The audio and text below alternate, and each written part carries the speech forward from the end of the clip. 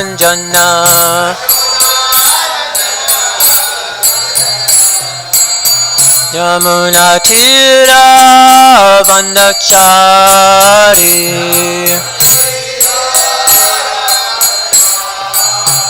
Yamuna Tira Vandachari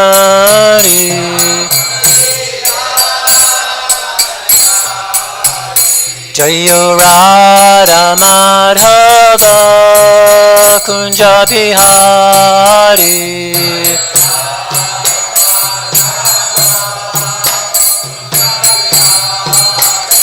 Jaya Radha Madhava Kunja Bihari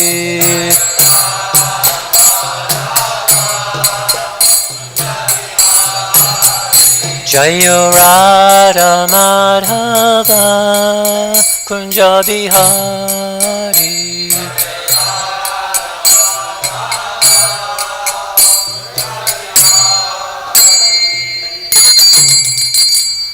Jam Vishnu Pad Padmam Saparajikchaya Astu Tarsati Sushmat. His Divine Grace A.C. Bhaktivedanta Swami Prabhupada Ki Jai. Jam Vishnu Pad Padmam Saparajikchaya Astu Tarsati Sushmat. Shringa Guru Srila Bhaktisiddhanta Sarasvati Goswami Maharaj Ki Jai. Anantikoti Vaishnavinda Ki Jai. ISKCON BBT Founder Acharya Srila Prabhupada Ki Jai. Namacharya Srila Haridas Thakur Ki Jai. Premsiko Shri Krishna Chaitanya Prabhu Nityananda Shri Advaita Gadadhar Srivasadi Gaur Bhaktavinda Ki Jai. Shri Shri Radha Krishna Gopi Gopinath Shamakund Radhakund Giri Govardhan Ki Jai. Vrindavan Dham Ki Jai. Mayapur Dham Ki Jai. Navadvip Dham Ki Jai. Jagannath Puri Dham Ki Jai. Jumanmaya Gangamaya Ki Jai. Tulsi Devi Bhakti Devi Ki Jai. Transcendental Book Distribution Ki Jai. Harinam Sankirtan Jaga Ki Jai. Transcendental Appearance Day of Srila Bhaktisiddhanta Sarasvati Goswami Maharaj Ki Jai. Transcendental Harinam Sankirtan Jaga Ki Jai. Transcendental Prasadam Distribution Ki Jai. Gaura Premananda Hari Hari Bo. All glories to all the Sama devotees, Hare Krishna. All glories to all the Sama devotees, Hare Krishna. All glories to all the Sama devotees, Hare Krishna. All glories to Sri Sri Guru and Sri Gauranga. Glories to Srila Prabhupada.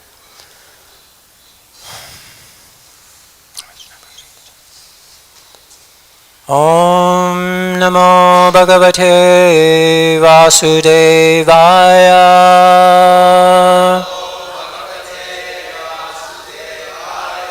Om Namo Bhagavate Vasudevaya.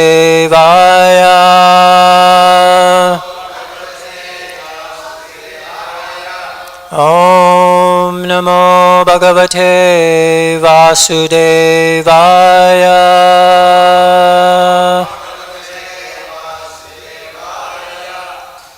So today, the appearance day of Srila Bhaktisiddhanta Sarasvati Thakura. And I'd like to humbly request everyone to kind of have their back to this wall. And you can see the presentation behind Srila Bhaktisiddhanta Sarasvati Goswami Maharaj. That way you don't have your backs to the deities.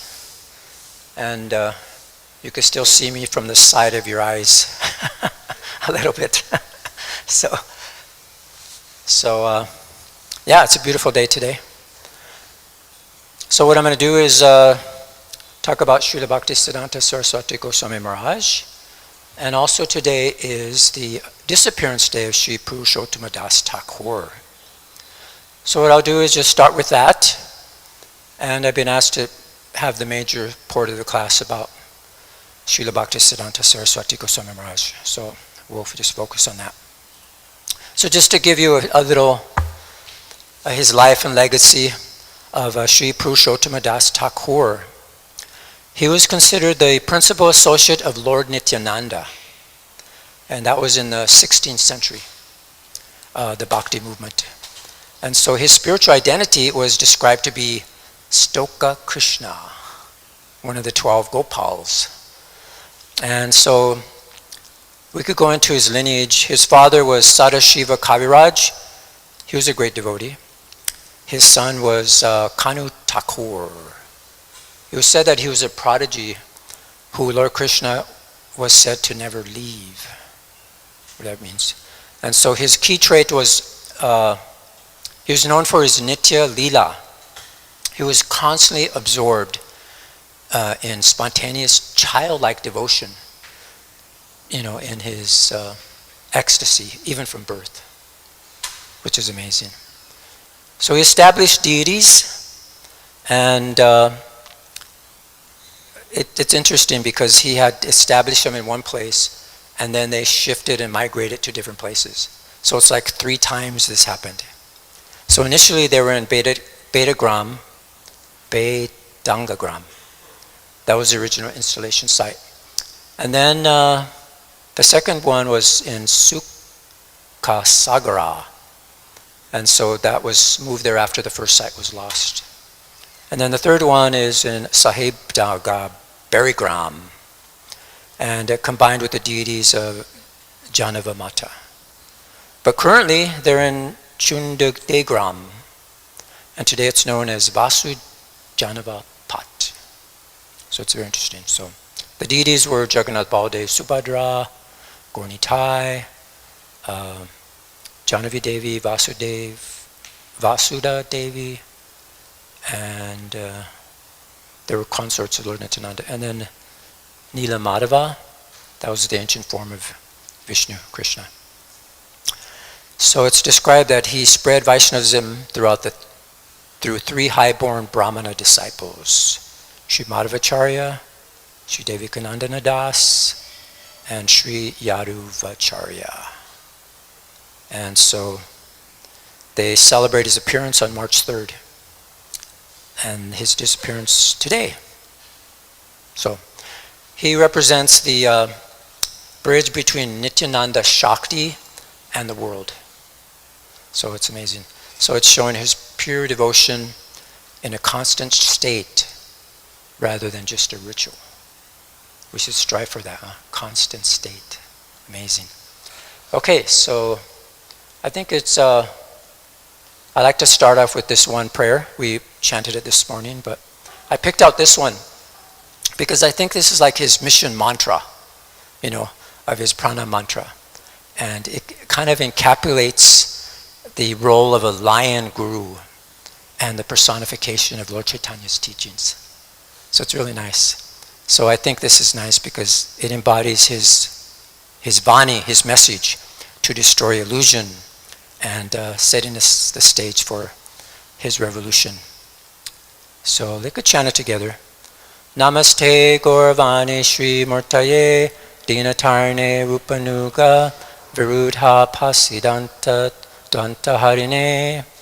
I offer my respectful obeisances unto you, who are the personified teachings of Lord Chaitanya. You are the deliverer of the fallen souls. You do not tolerate any statement which is against the teachings of devotional service, enunciated by Srila Rupa Goswami. So it's nice that Gauravani Sri Murtaye, that establishes him as the personified messages of Lord Chaitanya. And the Dvanta Harine, that highlights his role as remover of darkness and false conclusions, the Apasiddhanta. So that's what it's, so he aligns with his lion guru. So he defeated all the caste brahmanas and the philosophical deviants. Okay, so this is a nice image we put together here. So what a towering spirit. He pretty much reshaped history, the spiritual history. And his legacy continues around the world today. So we'll reflect on his timeless vision.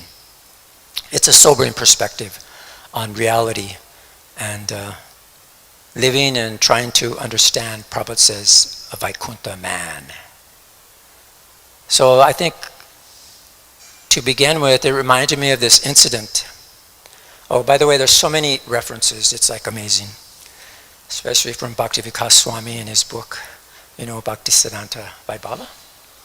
Amazing, so many references and many classes given by senior devotees and the Gaudiya history. So just so much.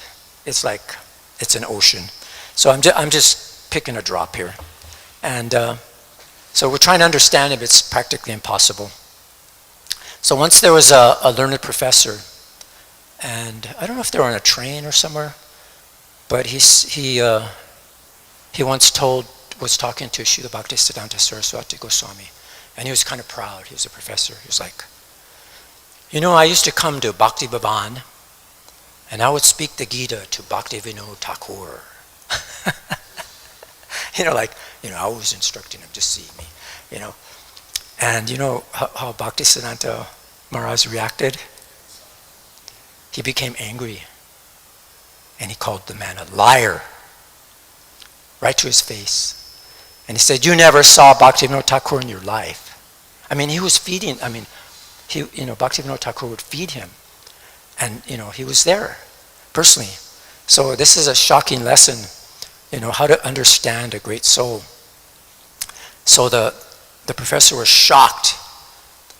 His retina had seen the physical form of Bhaktivinoda Thakur.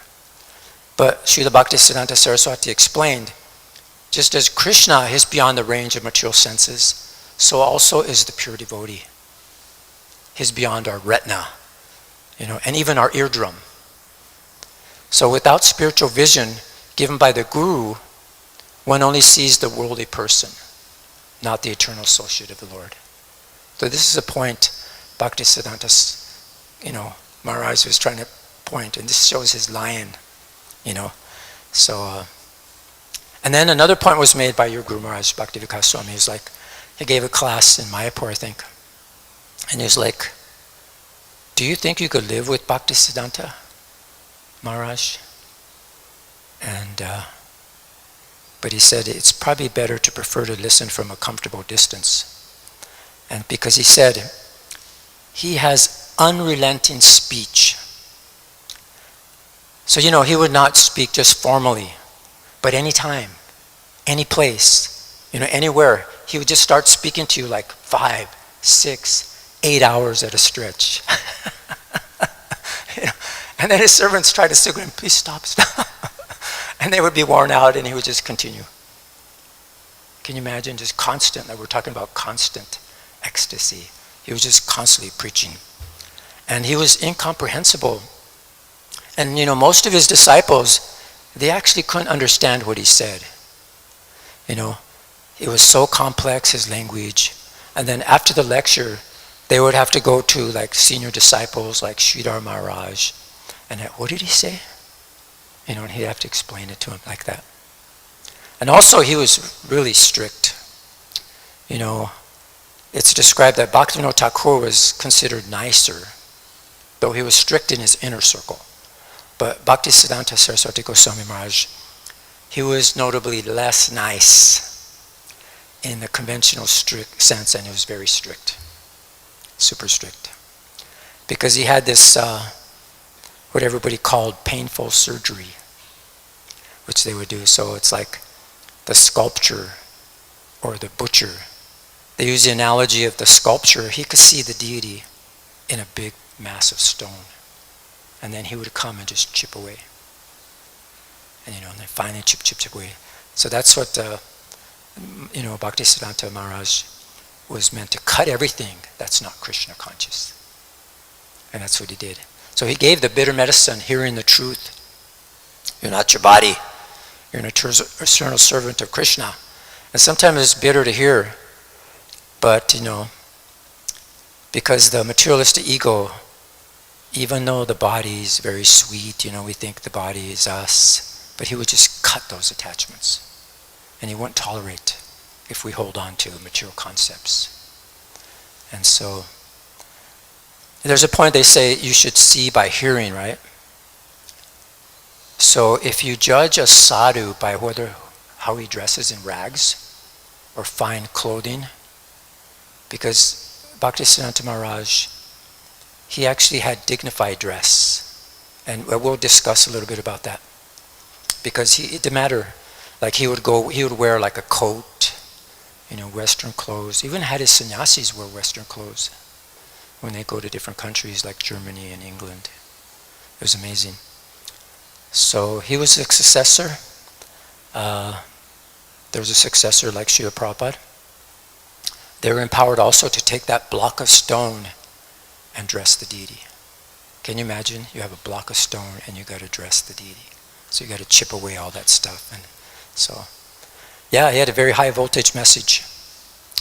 So I may think I'd be able to talk about this great soul, but what can I do? What can I say? I'm just repeating what we heard and what's given to us, from Srila Prabhupada and his disciples that did a lot of research on that. So just think it's like trying to live with him, or because he would have that hand grenade surgery and just blow up all your misconceptions. So this is a little glimpse, like a graphic preview of our presentation today. And you could just kind of see about where we're going. Here's a very revolutionary missionary. And he first was just, creating the weapon, doing these billion names vow. What was it, like 9 or 10 years it took him? It's amazing. And then this whole Baligai, what's that? How do you pronounce that? Baligai victory in 1911. How do you pronounce it? Baligai? Baligai. So yeah, we'll talk about that, and then of course we can't miss out on the printing press. He actually used to say it was like a, what do you use? The Bhagavan Yantra. Yeah, it's like the deity. He's like a deity machine. And he'd offer garlands to it and everything.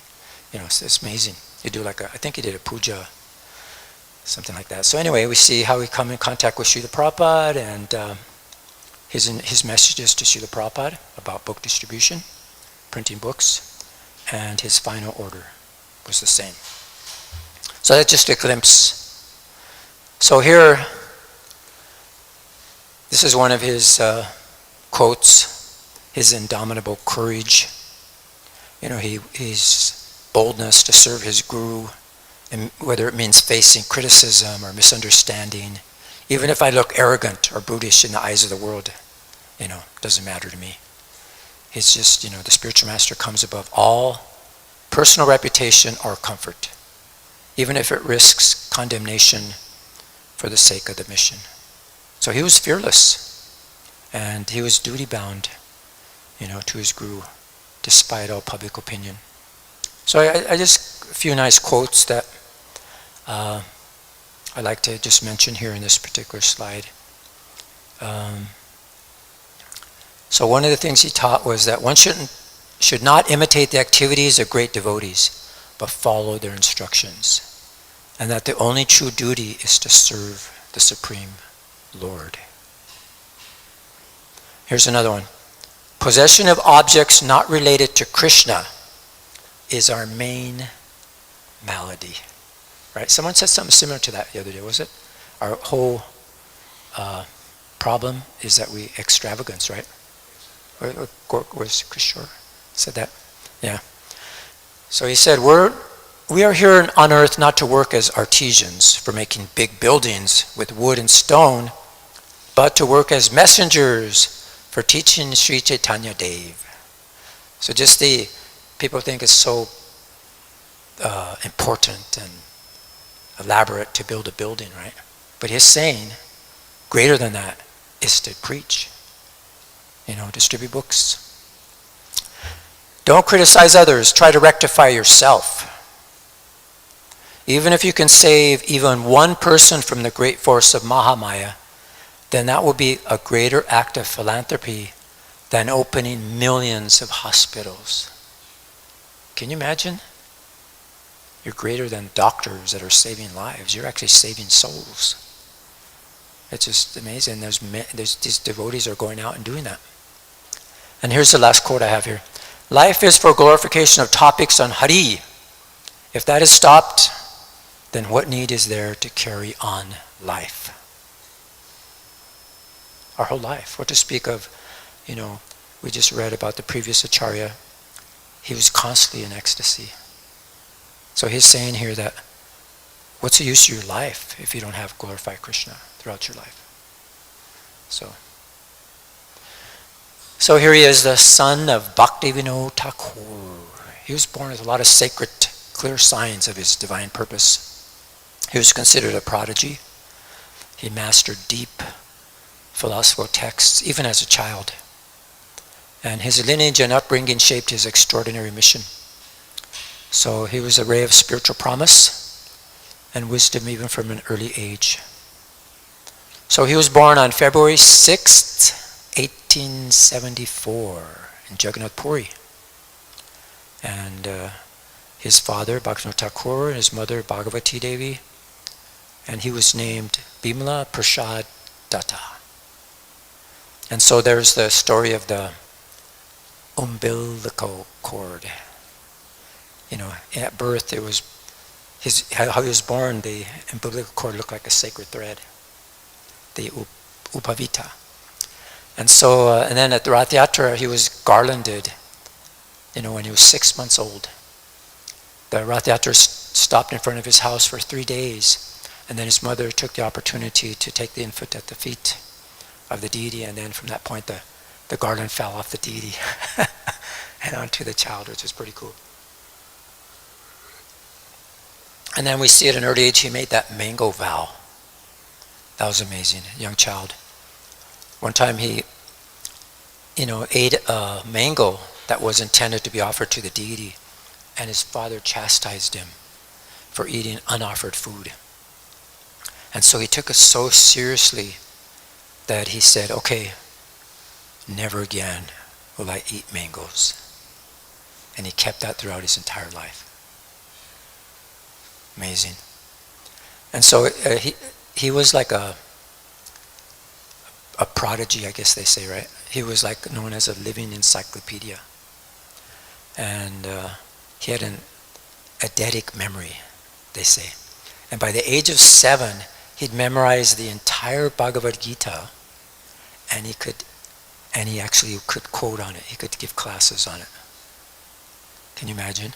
And he became expert in mathematics and astronomy, and that's when he earned the title Bhaktisiddhanta Sarasvati for his scholarship. And he was offered a chair at the University of Calcutta, but he declined because he thought, you know, I want to dedicate my life to my father's and my spiritual master's mission. So he thought it would be too distracting. And then he took a spiritual initiation and austerity in 1900. His father told him to take shelter of Gaudacandra Das Babaji.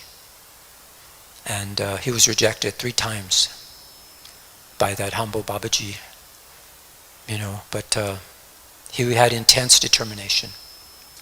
And he threatened to end his life if he refused. So Gaudacandra Das Babaji was convinced and he accepted him.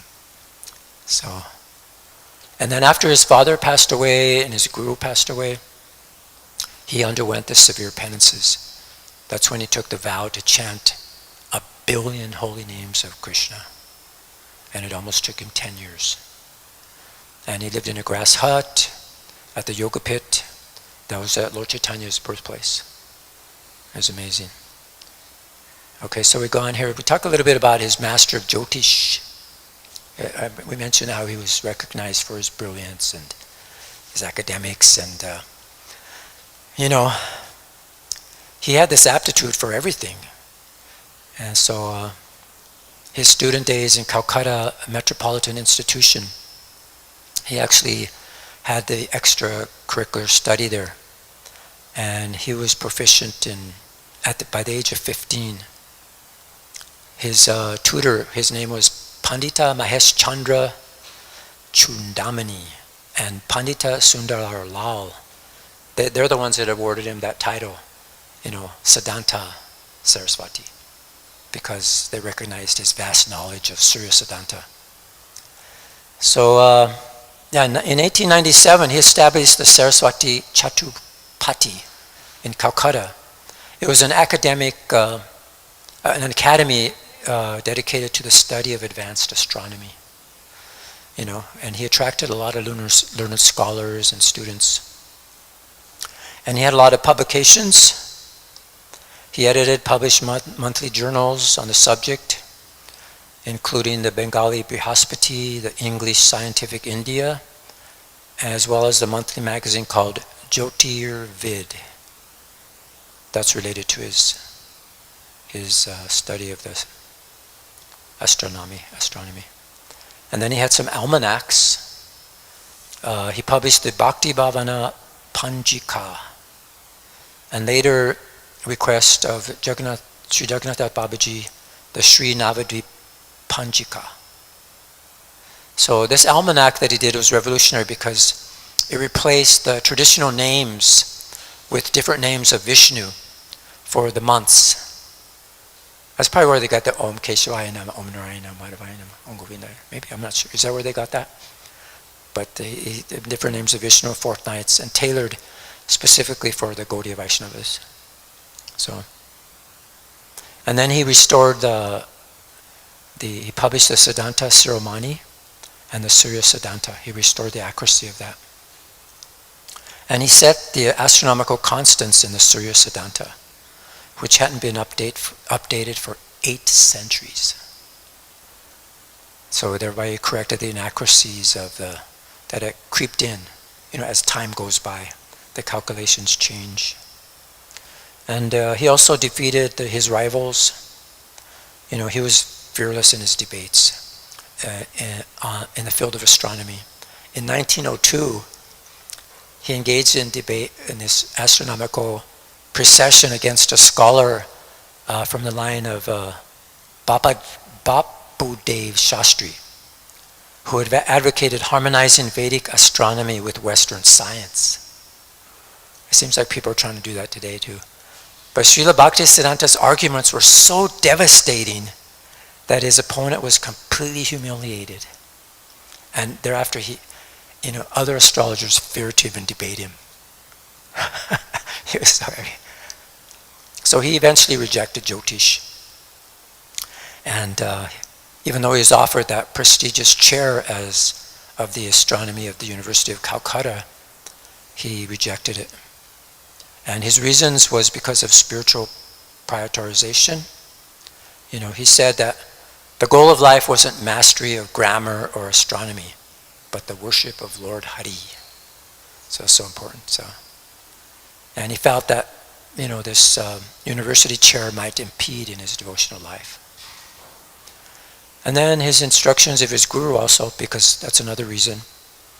He told him, he said, reject your knowledge, purity, and aristocracy, and simply serve the Lord. So his guru, he famously ignored all his material qualifications. And he taught him that scholarship has no value in the realms of the absolute truth. So that was so important. And then he observed that many of these Jyotish Tirthas, the astrologers, that they were averse to the scriptural truth. And he was motivated by a desire for honor and filling their bellies. That's what they were motivated for. And then rather than generic or genuine scientific spiritual inquiry. So he was very averse to that because they were just interested in astrology just for their own aggrandizement. So ultimately, he utilized his astronomical skills to serve the mission. Like he would use it for calculating favorable times for travel. And many devotees do that, like my Guru Maharaj does that a lot when he travels. Srila Jai Pataka Maharaj. And and festivals also. Correct times for festivals. So, but otherwise he abandoned it, And he just wanted to serve the desire of his guru, his father, and Lord Chaitanya. So this is the vow he took, forging the weapon. It's so extraordinary, it defies our imagination. It's like, 9 years on bare stone floors, sacrificing comfort. He cooked in water, no salt, and he was forging this weapon by his extraordinary perseverance. So this foundation laid through his relentless determination. So this was a metaphor describing his intense period of spiritual austerity, tapasya. So he did that to empower himself for his future mission of fearless preaching. So he took that vow to chant Satakoti, 1 billion holy names of God, which we described already, took 10 years. He chanted, how many rounds a day would it be? 192 a day, right? Yeah. That was from 1905 to 1914. And he lived in this simple grass hut at the yoga pit in Mayapur, and he slept on the bare earth, and he ate plain rice cooked in a clay pot once a day. Yeah. And he was so determined that, during the rainy season, when the straw hut, the rain started to leak, he just simply held an umbrella over his head because he didn't want to take the time to repair the roof. So this is the result, the weapon. It forged the character of the man, and later known as the Sima Guru, or the Lion Guru. And just like steel is hardened by fire, this spiritual discipline, it solidified his determination and his potency, and enabled him to later preach fearlessly and ferociously against all these philosophical deviations, and cast out the society of cheaters. So this internal strength was a foundation for his external expansion of the Gaudiya Math. So then in 1918, he took up, I think he was 44, he took the renounced order of life, and he established the Gaudiya Math. And so he wanted to share the message of Lord Chaitanya throughout the world, and he focused on this global upliftment. So it was March 27th, 1918, Gaur Purnim. It was Gaur Jayanti. And that was in Rajapatna, Mayapur. So, and you know how he did it? Yeah, you know why? Yeah. So he sat before a picture of his spiritual master, Srila Gaurkishore Das Babaji, and he conferred sannyas upon himself because he looked around. Nobody was qualified to give him initiation. So he just took it like that. So he adopted the name Bhaktisiddhanta Sarasvati Goswami. So on that same day, he established the Sri Chaitanya Math in Mayapur. And he inaugurated the deity service of Shushi Gandarika Giridhari. Nice, huh? So he rejected the Babaji dress because it became a farce. There was a lot of Babajis that were just living just like sahajas, imitation, solitary worship, all this stuff. So that's why he didn't take the Babaji dress. So, he cited Gaudiya ascetics of the past, such as Srila Prabhu Sarasvati, Lokanath Goswami, and Gadadhar Pandit, who were Tridandi sannyasis, proving that this was not a deviation of the line of Lord Chaitanya. And he would shock his supporters, and in different ways, like his debate on Varnashram. The critics misunderstood his intention, thinking that he was reintroducing the caste-based Varnashram that Lord Chaitanya had rejected. But he argued back and said, establishing the boldly caste system, but Daivi Varnashram, divine social order, where position is based on spiritual qualification rather than birth.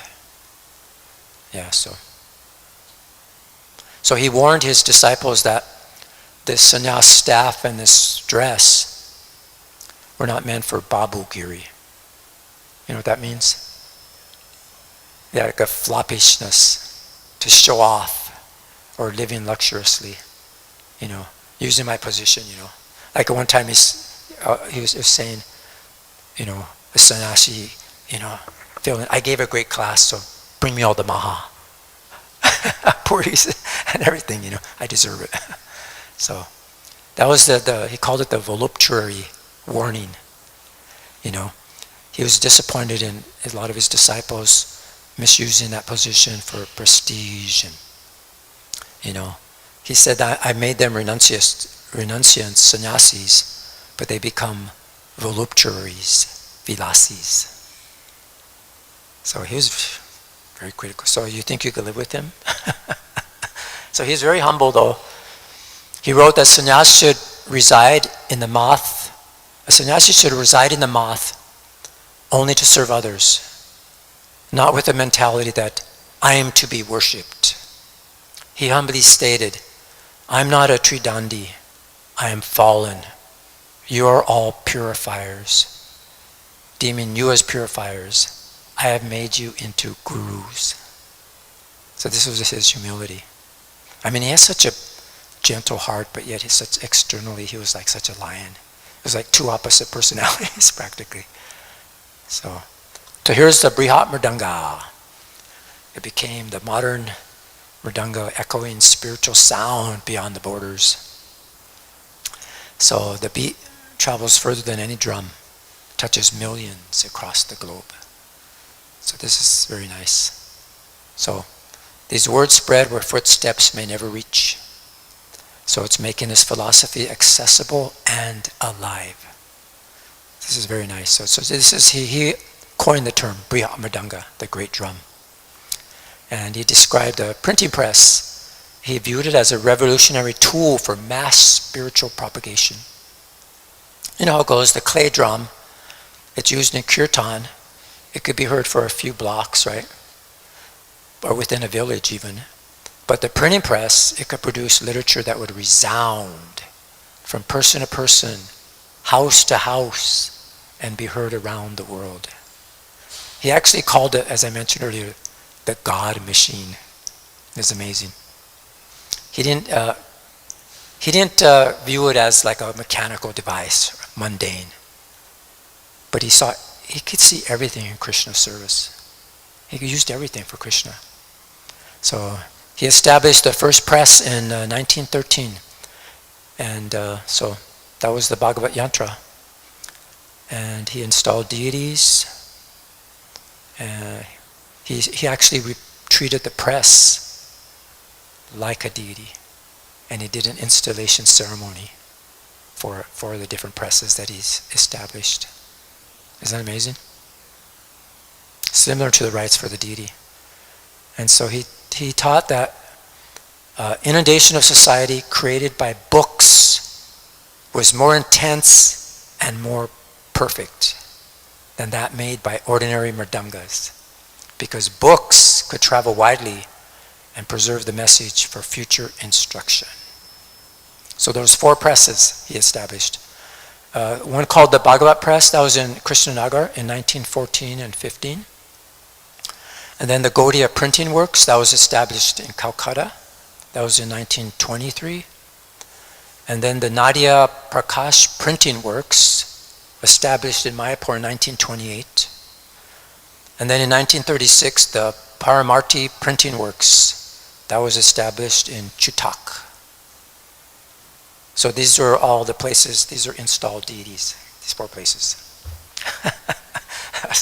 Yeah. So they churned out like a flood of literatures, Srimad Bhagavatam, Chaitanya Charitamrita, Chaitanya Bhagavat, spiritual journals, magazines, in multiple languages. The Harmonist was in English, the Gaudiya was in Bengali, the Bhagavata was in Hindi, Kirtan was in Assamese, and then the Paramarti, that was in Oriya. Paramarti, yeah. Paramarti. Is that pronounced? Paramarti. Yeah. And also he had the Great Drum. He published the daily spiritual newsletter, or newspaper. It was called the Nadia Prakash. And there was a political leader, his name was Madan Mohan Malaviya. And he asked, why a religious movement needs a daily paper? And this is how he replied. There's a nice reply. If an insignificant city can produce 5 daily newspapers, then why can't we publish a newspaper every second about the eternal, ever-fresh, transcendental activities of the Supreme Personality of Godhead in his unlimited spiritual planet, Goloka Vrindavan? Another point there about constantly in ecstasy, right? like Sri Purushottama, he's explaining. So he argued that while the mundane world has limited news, Vaikuntha, the spiritual world, it possesses infinite news. It's sufficient to flood the mundane world. And that's what Prabhupada said, that the paint poster, right? Was it Sherwin-Williams? This is our mission, is to paint the world with this infinite news. Yeah, so it's great. So that's his legacy. On the great drum, it became the core instruction for his disciples, and especially his Srila Prabhupada. It's like his meeting in Radhakund in 1935. What did Bhaktisiddhanta Maharaj tell him? If you ever get money, print books. So Srila Prabhupada took this as his life and mission. And he established the Bhaktivedanta Book Trust. Which I'm happy, fortunate to be a part of, to help support all these Sankirtan Maharatis here in front of me. So that's continuing the Brihat Mridanga globally. Now let's go to his Yuktavarag. How much time do we have? It's half-day fast. Do you guys want to go on? Is it okay? I got some more nectar. It's unlimited. And I'm just got a drop. Just a drop. This was talking about it, Falgu Viragya. Everybody, if anybody has to go, feel free to go. But he utilized everything. Cars, automobiles, language, His renunciation wasn't dry. It was dynamic. It was purposeful. To use everything, for the highest purpose. And so his practical spirituality. It was rooted in his vision to not reject anything, and not just ritual, like just reject this, reject that. But no, he utilized everything in Krishna service. So we talked about the God machine, the Bhagavat Yatra, the great drum, automobiles, And then his critics, they questioned why a renunciant would ride in a car. He maintained that if a car allows one to preach faster and more efficiently than walking, it should be used for Krishna. And Srila Prabhupada used airplanes, to go over the world to preach. There's a lot of things that, a sannyasi shouldn't cross, beyond. But, Bhaktisiddhanta Maharaj rejected these things, like that. We talked about the mango vow. There's a nice story about the monkey and the ink. You remember that story? Yeah, that one time he was riding and a monkey was stealing bananas that were meant for the deity.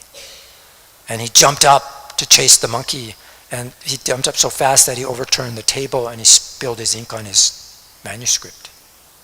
And the cook asked, he said, "Why, you're a detached sannyasi, why would you ruin your work for 2 bananas? And then Maharaj replied, "These bananas belong to Srimati Radharani." So that's what he was detached from his personal gain, not from the Lord's property. That belongs to Radharani. Who cares about my stuff? So. And then Chaturmasya, in his youth, he observed the 4-month vow of that Chaturmasya, and he rigidly slept on the bare floor, ate once a day, took rice directly from the ground, without a plate. That's called Gograsa, or the cow style. And he stopped his severe austerity only when his father instructed him that it was hampering his service. He didn't stop until he was told to. So it's amazing. So he was a revolutionary. He broke the tradition for the mission. He was willing to do that, break traditions. Just for what? Defeating Maya. He wore Western dress. As we mentioned, he sent his disciples to the West, London, Berlin. And he had him wear tailored kurtas and overcoats and even Western suits. That broke the traditional rule. And some people complain, even to Prabhupada, that was never done. And even today there's devotees, that was never done. That's going to mess up the varnashram system. So, yeah. Because the sannyasi was supposed to wear simple saffron cloth. But he wanted to make the message presentable, respectable to Western people. You see? And Srila Prabhupada allowed his disciples to go out in Western clothes. And some devotees think it's helpful. I mean, it's not you have to. Prabhupada never said you had to wear dhoti kurta or you had to wear, pants and shirt.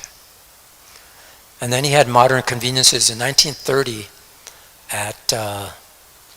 in Radhakund at the Bhajan Kutir there, he installed a modern toilet. Can you imagine they brought this filth there? It astonished the locals, It's never been done. It's never been seen. So he demonstrated that hygiene and practicality were not opposed to spiritual life. And there's another one, he was on a train ride one time, and there was an impersonalist sadhu. He was there preaching about oneness. And Srila Bhaktisiddhanta Maharaj ordered his disciples to feed the sadhu rotten mangoes. They were donated and they went bad. And after being obliged to eat 4 rotten mangoes, the sadhu fell at Bhaktisiddhanta's feet, and he promised never to preach impersonalism again. That's quite a hand grenade there, right? The lion grew. So we talked about floppery, the Babu Giri. He warned his disciples that you can't, you're giving a good speech and then you can't demand rich foods like puris. Just take simple rice. Yeah. What's that? Karilam sannyasi haya gelo vilasi. They become voluptuaries. And then the car instructions. He wrote that strict instructions that sannyasis should not use vehicles for personal prestige or to flaunt their own grandeur. Right? People get their car, everyone it's like a status, right? You get a new car or your fancy car, you walk around. So he's he didn't want the sannyasis using cars in that way. If it's not used for the mission, they should walk, even if the car is just sitting idly. So yeah. So he concluded his famous perspective in the world. He said, the devotees do not personally struggle for material advancement. On the other hand, there is no need for the devotees to artificially imitate the austere lifestyle of ancient times. The devotee's goal is simply to serve Krishna as nicely as possible.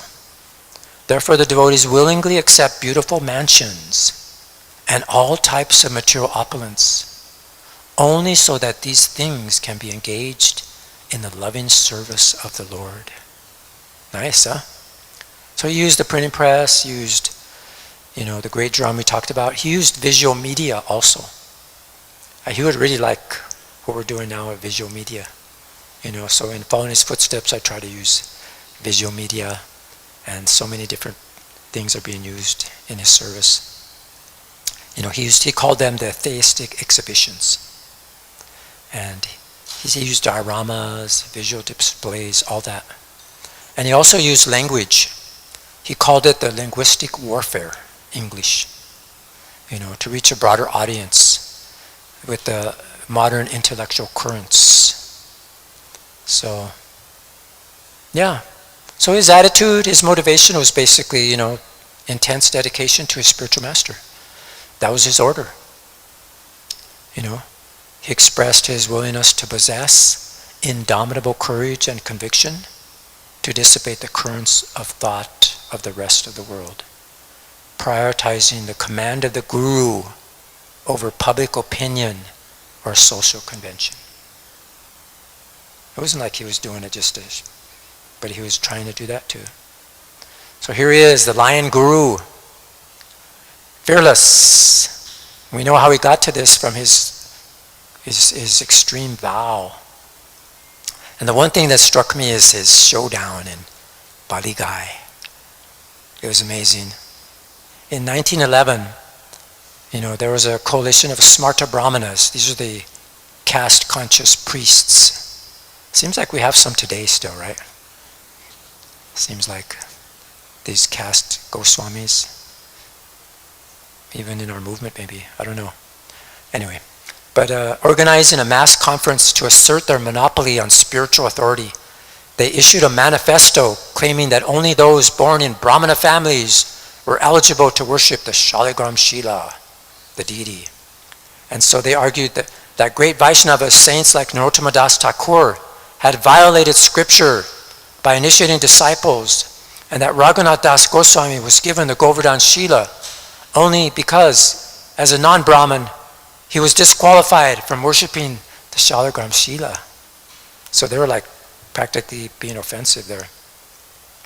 So Bhaktivinoda Thakur, he was invited, but it said that he was bedridden with severe rheumatism, and he was unable to attend. So in desperation, he cried out, "Is there one Vaishnava, in this world who can reply to these people?" So his son accepted the challenge, and he wrote a manuscript titled Brahmana O Vaishnavera Taram Tamya Vishakya Siddhanta. So it's a conclusion concerning the comparison of Brahmanas and Vaishnavas. So when he read this essay to his father, he just sat up in joy. And he was confident that the darkness of this caste philosophy would be dispelled. So this is the debate. Got a little summary here. So this was in September 8th, 1911. And this was in the village of Baligai, Mindnapur. It was a massive assembly. And Srila Bhaktisiddhanta was the youngest delegate. And his reputation was such that he was chosen first. So he had a strategy. There was the bait, and then there was the switch. So you know what the bait was? Yeah. So he quoted diverse scriptures, glorifying the exalted Brahmanas, the opposing Pandits and caste Goswamis. They were just delighted, but they were unaware of the context of the verses he was citing. And they felt that they were being supported. And then here comes the switch. So then once they were all relaxed, and they were pleased, the opposition, they were just like, yeah, So he pivoted, and he used scriptural logic to prove that pure Vaishnava possesses all the qualities of the Brahmanas and more. He argued that a Vaishnava, regardless of birth, is the true Brahmana and is superior to those who claim status simply by seminal descent. So that's just a summary. I mean, could imagine the whole thing. So, yeah, so his key arguments, just to go a little bit about it, that, as I mentioned, caste is not proved it's proved by qualities and actions, not by your birth. And he pointed out Lord Chaitanya rejected caste rigidity, and he cited Haridas Thakur was born a Muslim, but he was named the Namacharya. And the leadership of Rupa and Sanatana Goswami, who were also rejected by caste Brahmanas. So yeah, this is how he boldly. So the victory was like, everybody was like speechless, and they eventually slinked away. They were unable to refute his encyclopedic scriptural evidence. And the chairperson of the meeting, his name was Sri Vishvambarananda Deva Goswami, he declared Bhaktisiddhanta the champion of the assembly, So, and also another scholar, Madhusudana Goswami, was so impressed that he declared Bhaktisiddhanta to be an incarnation of Sukadeva Goswami.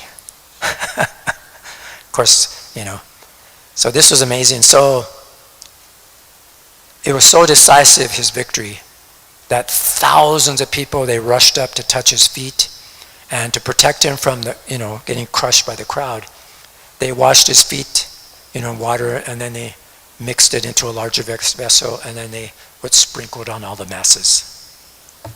You see, in that way, it's amazing. So that was firmly established, the scriptural conclusion that a pure Vaishnava, regardless of his background, is qualified to be a guru and initiate disciples. So I think that kind of parallels today. I don't know how much time we have, but it's kind of this Yukta Vairagya and a whole discussion today about, initiating gurus and who should be a Diksha guru. All this thing, you can look at this showdown and how we can maybe see how he was more interested in not bodily form, or like, your birth, your caste, but it doesn't matter your birth or what body you're in. It doesn't disqualify one to know the science of Krishna, right? Can we apply that same logic to gender? What do you think? So, qualification is spiritual knowledge, not biological body. So, that's what I would think. What do you think? Sure. Let's have some discussion.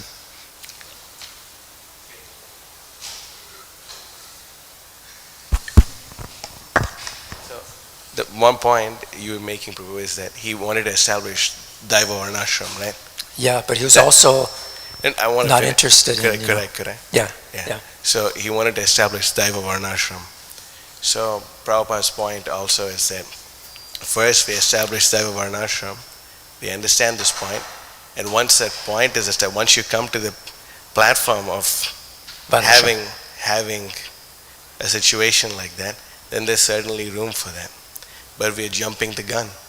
We're ignoring the Daiva Varnashram instruction of Srila Prabhupada, and then we are the cart before the horse. Yeah, putting the cart before the horse. Yeah. So because of doing that, it seems more that instead of being influenced by Prabhupada's order of establishing Daiva Varnashram, we're instead being influenced by modern day ideas, and we're trying to mimic the modern day ideas. So there's certainly room for this, and in the future there certainly should be qualified women who can take that role. But right now we're jumping the horse, jumping the gun, putting the cart before the horse. That's interesting. Because that's if we don't follow that, it'll be Guru Ravakya. Right? Prabhupada wants us to do this. It was 50% of his mission. If you don't do that and you want to do something else, because you're being influenced by modern ideas. Right? They say the same thing about Bhaktisiddhanta is influenced by cars and dress. They can say all that, but we're talking about Srila Prabhupada and all this right now, right?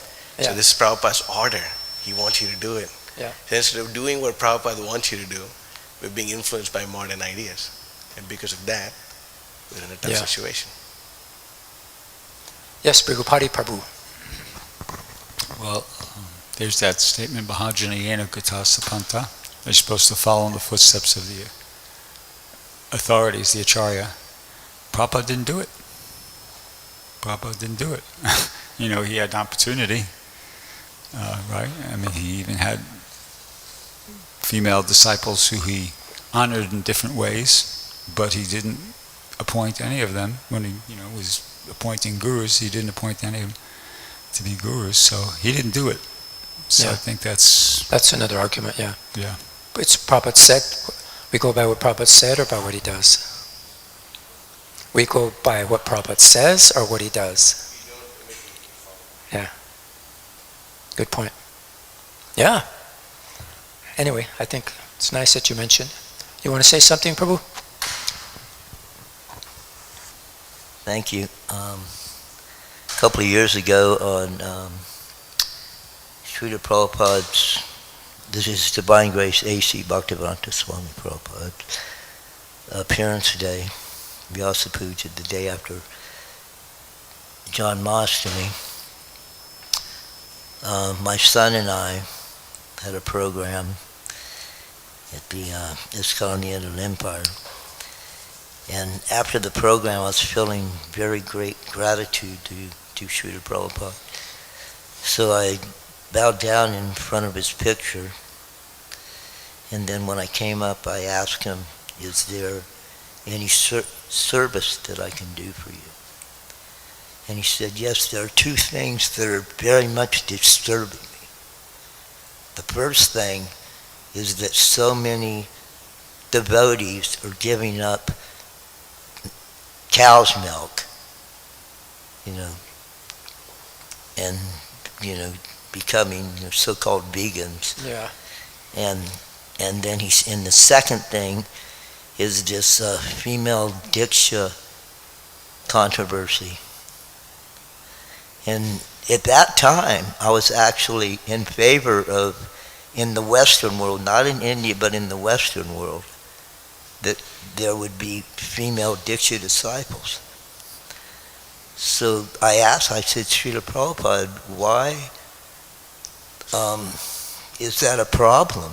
We have so many qualified female disciples. And he said, because the psychophysiology of a woman is such that they would not be able to handle taking on the karma of another person. They would go mad. And I would not wish that my female disciples would go mad. Was this a dream, you said? No, I was speaking to Srila Prabhupada directly, his picture on his Vyasa Puja day. Really? Yeah. Wow. Jai Prabhu. Okay. That's Wow, amazing. actually in favor of the female Yeah. thing because, there's so many qualified people. No, we have to discuss these things. And Physiology of a woman is different than a man. well, there's so many women presidents and so many things people can argue. But yeah. A couple of years ago, they had this, I guess, so-called female guru,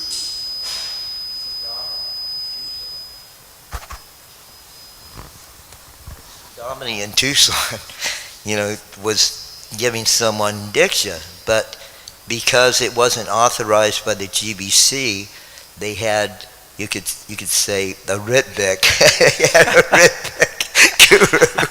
Oh, God. What's that? The Prabhu, he's in charge of the Gaudacandra.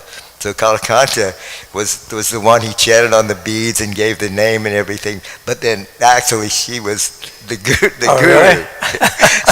I didn't know about that. So that I imagine you could do it that way. Yeah. And she could still be the guru, because Yeah. I would think if they did it that way, then Gaudacandra would have to accept the Yeah. karma. Okay, Brigupati Prabhu. Well, but there are statements. I mean, I heard them with my own 2 ears, where Prabhupada says, I want all my disciples to become gurus. And that's... Men and women. He didn't specify. He I just think he said, said- I want all my disciples, Yeah. disciples. I I want think all my there's a- disciples to become gurus. And I'm sure if I went on I definitely heard that, and I don't know how many times he said it, but somebody could research it on Yeah, they use a quote. Twice, he said There's it a quote, twice. All my disciples should become gurus. Yeah. That's there. I think he said my girls and my boys and girls, all my boys and girls, something like that. Yeah, and it's interesting, you say, Guru, it doesn't necessarily have to mean like initiating Guru. I asked you also, right, Prabhupada gave this example, how come you're not a Guru? We were having a playful conversation. And there you said, I am a Guru, I am giving instructions, I am teaching you. Shiksha Guru. Yeah, he's my Shiksha Guru. Yeah. And he's Vartma Pradakshina Guru for Yeah. so many people. Yeah. Right? But Diksha is a whole other subject matter of discussion, right? And I asked you the specific. And there's no difference, it said, no difference Yeah, between Siksha and Diksha. Like, In some one sense, yeah. yeah, what's the point? Amazing. So yeah, I mean, I had more to go on. We could go on, but I just wanted to bring up this point. It's my own questions, and it's good to discuss so we get clarity, so we could see, amongst the Prabhu's devotees. That's how we learn. Yeah, sure. Good point. I think that's interesting, because Prabhupada said, says he researched apparently. Twice he said, all my disciples should become gurus. But then he didn't go ahead and do it. So I think what he said makes a lot of sense to me. I'm not, Yeah. that when he was saying all my disciples should be gurus, he wasn't necessarily meaning Diksha gurus. Because if he meant that, then when he had the opportunity, right in the last days there, he would have appointed some woman as a guru. Why not? If that was something that was part of his vision. So it seems more, once again, this is not conclusive or definitive, it's just like my logic. It seems like logically, okay, he just meant that there should be, Bhatma Padakshina gurus or Shiksha gurus. Because otherwise, when the opportunity presented itself, he would have just made one of them a Diksha guru to set the precedent. But he didn't. So. One last. Especially Diksha in Gaudiya means giving a Brahmin thread. How is a woman going to give someone a Brahmin thread if they themselves don't wear one? Just even from that perspective. Yeah. That's just an external sign. No. Diksha is part of Varnashram? Yeah. Those who are opposing it, then they should not be sannyasis if they're sannyasis, because it's part of Varnashram, right? Yeah, so this lion guru, amazing. Just to finish this one slide. A doctor stopped him and advised him, you should rest and stop. Preserve your health. And he preached to the doctor for an hour. He said, life is for the glorification of the topics of Hari. If that stopped, then what need is there to carry on life? And then he asserted, instead of wasting a single moment of time left, we should be engaged in serving Sri Hari. Again, every moment. He refused to compromise with bad cows. You know who those are? Troublesome disciples. Stating it is better to have an empty cowshed than a troublesome cow. Emphasizing quality and sincerity over quality. And then just to summarize, this lion guru mood, it was a necessary intensity which was required to establish the truth in an environment of illusion. And he roared because he saw that the world was on fire. It's on fire, right? And there was no time to be polite or passive. So he just, Anyway, we talked about the first meeting of Srila Prabhupada. And in the first meeting, Prabhupada said, you're a young educated man, why don't you preach Krishna in the English language all over the world? Prabhupada said, first we have to get our independence. And he said, no, there's no time for that. So then he was ordered to print books at Radhakund. If you ever get money, print books. And just a few weeks before he passed, Srila Prabhupada wrote him a letter. And again, he reiterated, preach in the English Western world. And Prabhupada took that as his life and soul. And he described Srila Bhaktisiddhanta as a Vaikuntha man. And this is happened, the wide expansion all over the world. The Gaudiya Math, it had 64 rapid expansions. He only had one at Junction Road in Calcutta, in 1918, and then it's just explosive growth, and expanded into 64 branches all across India. Yeah, isn't that amazing? And then it reached London and then Berlin and even Burma. So this was his aggressive preaching, and he deployed his sannyasis, his brahmacharis, on extensive tours, traveling by foot, by car, by boat, even an elephant, preached door to door. Towns and villages all throughout Bengal, Orissa, and beyond. And then we talk about the Brihat Mridanga again, flooding the literature, theistic Yukta Vairagya in modernity. And he allowed his sannyasis to wear tailor kurtas, overcoats, western suits, and all these like that. So, he even engaged with the British Raj and Indian aristocracy, hosting governors like Sir John Anderson and kings to lend respectability to the movement. Yeah, so. And then we have here fire in the mouth. This is a really important point, I thought. he said it's better to sell the marble at the temple because he predicted fire in the mouth due to his deep distress over the rising internal conflict over materialism amongst his disciples. They're actually fighting over who's going to get which room, I should get that room. No, it's mine. So he didn't like that at all. So in 1935, when they're observing the Kartik vow at Radhakund, Srila Bhaktisiddhanta Sarasvati spoke privately to Srila Prabhupada, Abhay Charanavinda. And he said, he lamented. He said, my leading disciples are quarreling over facilities in the new constructed opulent marble temple in Bagh Bazaar. That was in Calcutta. And then he said they're fighting over proprietorship and living arrangements, asking, who occupied this room? Who occupied that room? So he reflected that actually when it was simpler spiritually, they were happier. When they lived in a rented house in Uttaganga, they had meager funds. And he said the opulence of a new temple had introduced friction and material ambition. So he said the solution, better to take the marble from the walls and sell it and use it to print books. So that was the fire in the mouth, the prophecy. And it actually came to pass. So he believed that the temples could become dens of sense gratification if the residents were not focused on preaching, whereas books would permanently preserve and distribute the message. Amazing. You want to leave? Okay. I mean, I got more if anybody wants to stay, but it's up to you guys. I mean,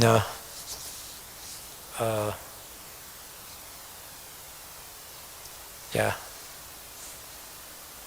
So, what was I going to say here? Oh, he gave a benediction to Srila Prabhupada. If you do this, then it'll be good for you and for people that will help you. So, that's that, the final order. And then he entered his pastimes. And he asked, January 1st, 1937, he left this world at 5:30 a.m. And then 24 hours before his departure, he asked Sri Sridhar Maharaj to sing Shrupa Manjari Pada. Because it actually summarizes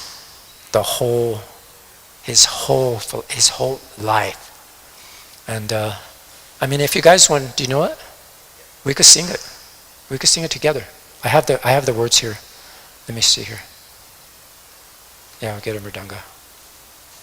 This would be nice. Yes, go ahead. One thing, this Simha Guru, Yeah. in the Bhaktisiddhanta Vaibhava, it's written that actually it's the original name was Acharya Kesari.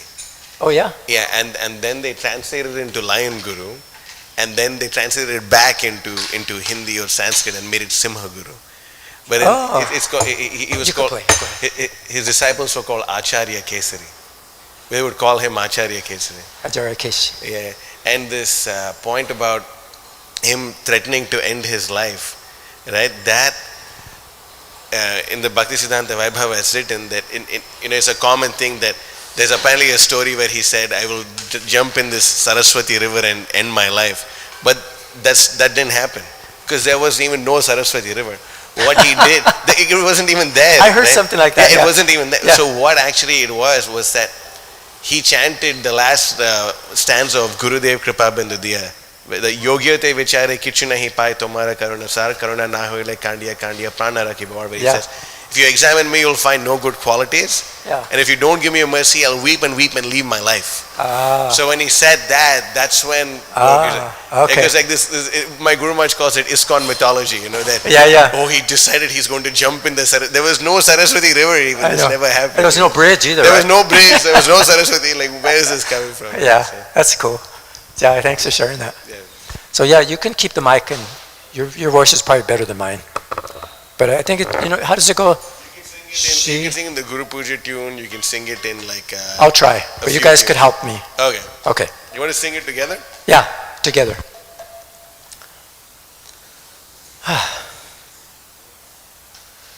How's it go?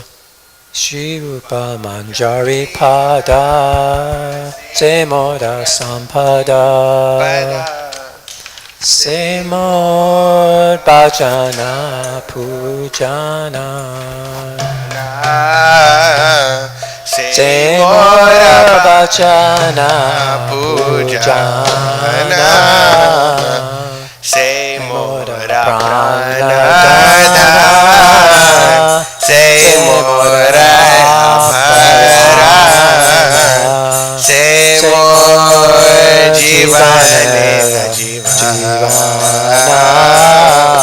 Semor Jivane Jivana Semora Rasanidhi Semora Vanchasiri Semor Vederadhara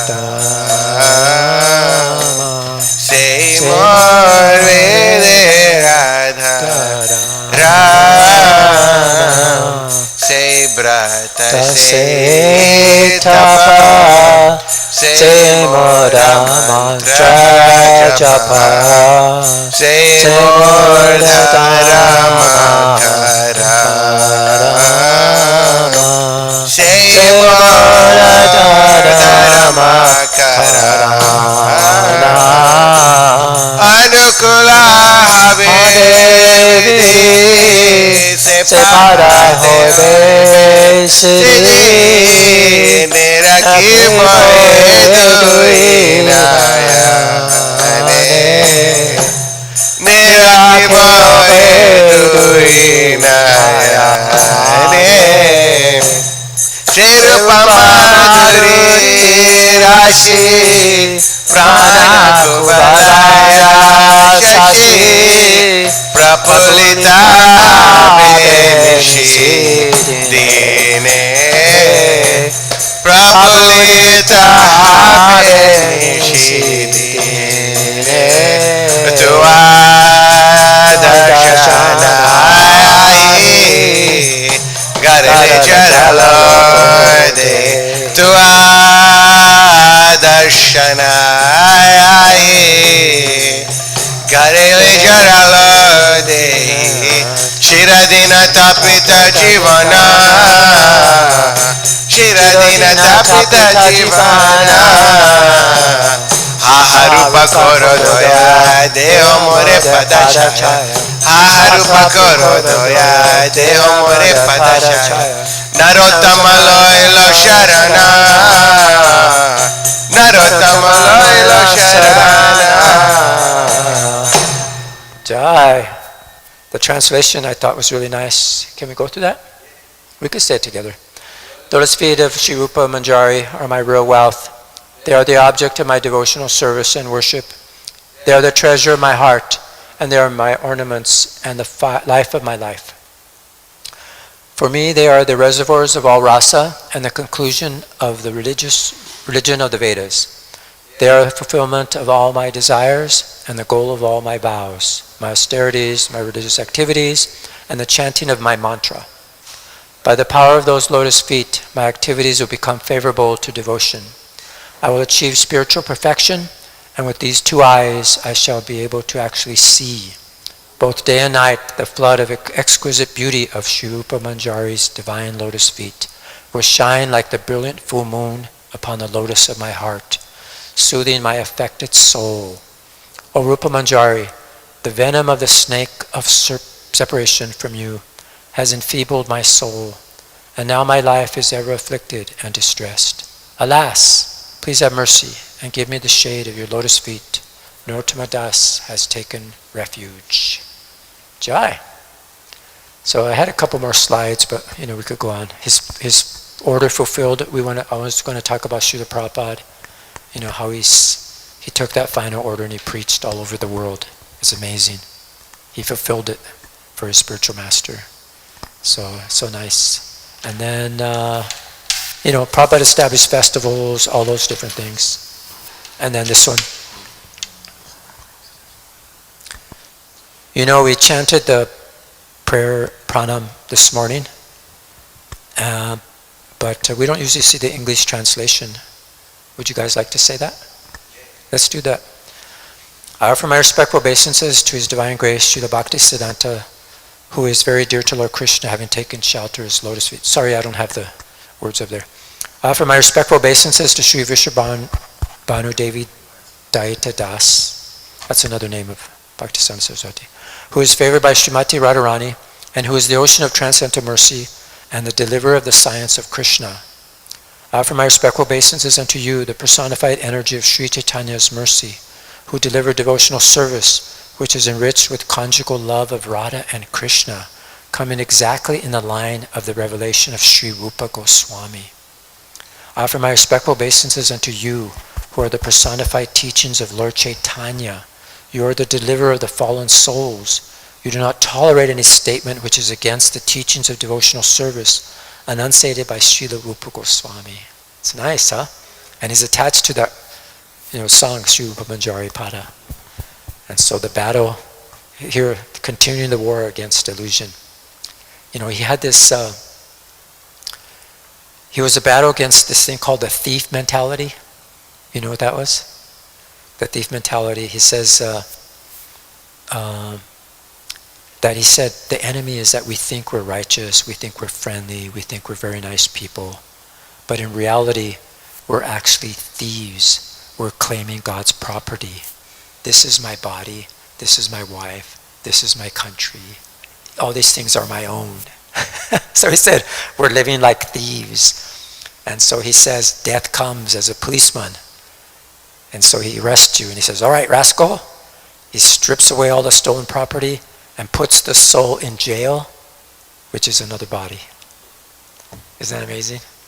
So that's the war. So, I'd like to end there. Thank you for your kind attention. All glories to Srila Bhaktisiddhanta Sarasvati Goswami Maharaj ki jai. All glories to Srila Prabhupada ki jai. Hare Krishna. Huh? Oh, sorry. Yeah, too long. How long did it take? An hour?